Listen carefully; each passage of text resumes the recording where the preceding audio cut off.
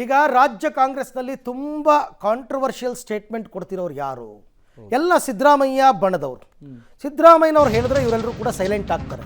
But ಯಾಕೆ ಸಿದ್ದರಾಮಯ್ಯನವ್ರು ಹೇಳ್ತಿಲ್ಲ? ಇದೊಂದು ಪ್ರಶ್ನೆ. ಕಾಂಗ್ರೆಸ್ನ ಕದನ, ಆಪ್ತರ ಅತಿಯಾದ ಮಾತು, ಇದೊಂಥರ ಸಿದ್ದರಾಮಯ್ಯನವರ ಸಂಕಟನೆ.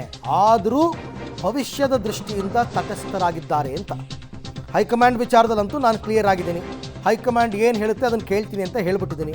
ಆದರೆ ಎಲ್ಲರೆದುರು ಆಪ್ತರಿಗೆ ಬುದ್ಧಿ ಹೇಳೋದಕ್ಕೆ ಸಿದ್ದರಾಮಯ್ಯನವರು ಒಪ್ತಾ ಇಲ್ಲ. 1 ಪರ್ಸನ್ 1 ಪೋಸ್ಟ್ ವಿಚಾರದಲ್ಲೂ ಈ ಆಪ್ತರ ಕೂಗಿಗೆ ಅವ್ರು ಸಾಥ್ ಕೊಡ್ತಾ ಇಲ್ಲ ಸಿದ್ದರಾಮಯ್ಯನವರು. ಹಾಲಿ ಕಾಂಗ್ರೆಸ್ ಬೆಳವಣಿಗೆಗಳ ವಿಚಾರದಲ್ಲೂ ಸಿದ್ದರಾಮಯ್ಯನವರು ತುಂಬ ಜಾಣ ನಡೆಯನ್ನು ಇಡ್ತಾ ಇದ್ದಾರೆ.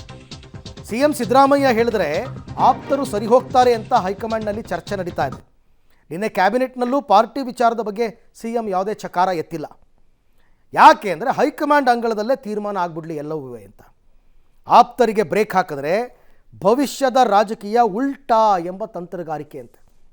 ಹಾಗಾಗಿಯೇ ಹೈಕಮಾಂಡ್ ಹೆಗಲಿಗೆ ಹಾಕಿ CM ತಟಸ್ಥರಾಗಿದ್ದಾರೆ ಅಂತಕ್ಕಂಥದ್ದು.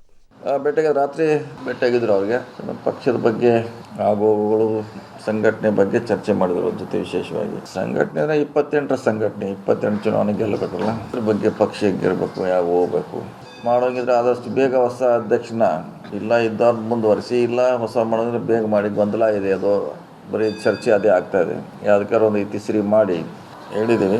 25 ನಂತರ ಅದ್ರ ಬಗ್ಗೆ ಚರ್ಚೆ ಮಾಡ್ತೀವಿ ಅಧ್ಯಕ್ಷ ಜೊತೆ, CM ಜೊತೆ ಅಂತ ಹೇಳಿದ್ದಾರೆ. ಸತೀಶ್ ಜಾರಕಿಹೊಳಿ ಅವರು ಕೂಡ ನಮ್ಮ ಪಕ್ಷದಲ್ಲಿ ಒಬ್ಬ ನಾಯಕರು. ಅವರು ಹೇಳಿರ್ತಕ್ಕಂಥ ಮಾತಲ್ಲಿ ತಪ್ಪು ಹುಡುಕ್ತಕ್ಕಂಥದ್ದಕ್ಕೆ ಹೋಗಬಾರ್ದು. ಯಾಕೆಂದ್ರೆ ಪೂರ್ಣ ಪ್ರಮಾಣದ ಅಧ್ಯಕ್ಷರು ಇದ್ರೆ ಪಕ್ಷಕ್ಕೆ ಹೆಚ್ಚು ಅನುಕೂಲ ಆಗ್ತದೆ. ಇಲ್ಲ ಪೂರ್ಣ ಪ್ರಮಾಣದ ಅಧ್ಯಕ್ಷರು ಇವರೇ ಇರ್ತಾರೆ ಅಂತ ಏನಾದ್ರು ಹೈಕಮಾಂಡ್ ಸ್ಪಷ್ಟ ಮಾಡಿದ್ರೆ ಸಂತೋಷ. ಪಾರ್ಲಿಮೆಂಟ್ ಚುನಾವಣೆವರೆಗೂ ಇವರೇ ಅಧ್ಯಕ್ಷ ಇರ್ತಾರೆ ಅಂತಕ್ಕಂಥದ್ದನ್ನ ಅವರೇ ಘೋಷಣೆ ಮಾಡಿದ್ರು.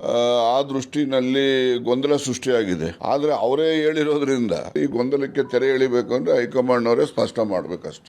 ನಾನು ಅಧ್ಯಕ್ಷ ಇರುವಾಗ ಇದೇ ಪರಿಸ್ಥಿತಿ ನನಗೂ ಬಂದಿತ್ತು. ಸಚಿವ ಸ್ಥಾನಕ್ಕೆ ರಾಜೀನಾಮೆ ಕೊಟ್ಟಿದ್ದೆ. ಹಾಗಾಗಿ ನನಗೂ ಅದನ್ನೇ ಕೇಳಿದ್ರು ಅವರು, ನೀವು ಆಯ್ಕೆ ಮಾಡ್ಕೊಳ್ಳಿ, ಇಲ್ಲ ಮಂತ್ರಿ ಆದರೂ ಆಯ್ಕೆ ಮಾಡ್ಕೊಳ್ಳಿ, ಇಲ್ಲ ನೀವು ಅಧ್ಯಕ್ಷಗಿರಿ ಆಯ್ಕೆ ಮಾಡ್ಕೊಳ್ಳಿ. ನಾನು ಅಧ್ಯಕ್ಷ ಆಗಿ ಮುಂದುವರಿತಾನೆ ಅಂತೇಳಿ ನಾನು ಮಂತ್ರಿಗೆ ರಾಜೀನಾಮೆಯನ್ನು ಕೊಟ್ಟಿದ್ದೆ. ಯಾಕೆಂದರೆ ಅವ್ರಿಗೂ ಒತ್ತಡ ಅಲ್ಲ, 2 ದೊಡ್ಡ ಖಾತೆ ಇದೆ ಮತ್ತು ಪಕ್ಷ ಸಂಘಟನೆ ಕೂಡ ಭಾಳ ದೊಡ್ಡ ಜವಾಬ್ದಾರಿ.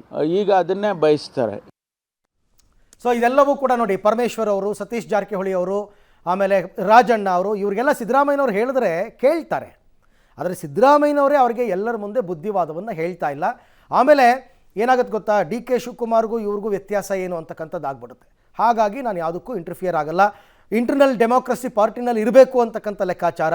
ಭವಿಷ್ಯದಲ್ಲಿ ಏನಾದ್ರು ಹೆಚ್ಚು ಕಡಿಮೆ ಆಗೋ ಟೈಮ್ ಬಂದಾಗ ಇವ್ರನ್ನೇ ಬಳಸ್ಕೊಂಡು ಇವ್ರನ್ನೇ ಗುರಾಣಿಗಳಾಗಿ ಇಟ್ಕೊಳ್ಳೋದಕ್ಕೆ ಸಿದ್ದರಾಮಯ್ಯನವರು ಕೂಡ ಪ್ಲ್ಯಾನ್ ಮಾಡ್ಕೊಂಡಿದ್ದಾರೆ. ಹಾಗಾಗಿ ಸದ್ಯಕ್ಕೆ ಸಿದ್ದರಾಮಯ್ಯನವರು ಇವರ ವಿಚಾರದಲ್ಲಿ ಸೈಲೆಂಟ್ ಆಗಿದ್ದಾರೆ.